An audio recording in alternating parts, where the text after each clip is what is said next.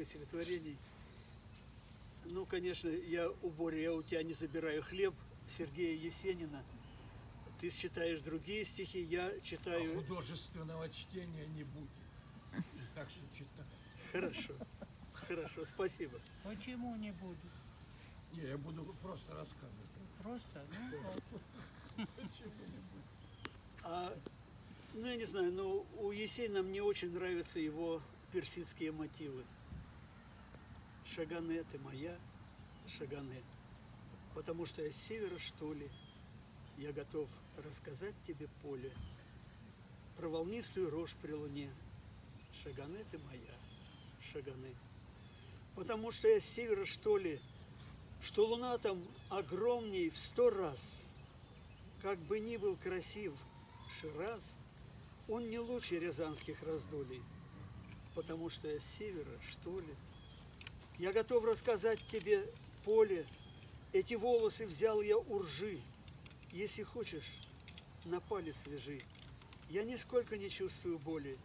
Я готов рассказать тебе поле про волнистую рожь при луне.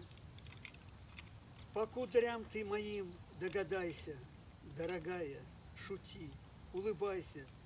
Не буди только память во мне про волнистую рожь при луне. Шагане ты моя, Шагане. Там на севере девушка тоже. На тебя она страшно похожа. Может, думает обо мне. Шагане ты моя, Шагане. И еще одно стихотворение, и все, я больше не буду вас мучить.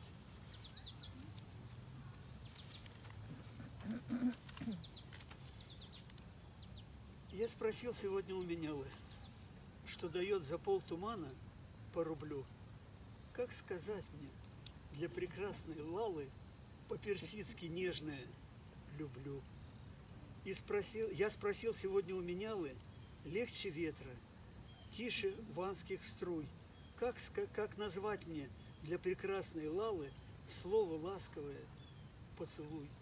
И еще спросил я у Менялы, в сердце робость глубже притая, как сказать мне для прекрасной Лалы, как сказать ей, что она моя?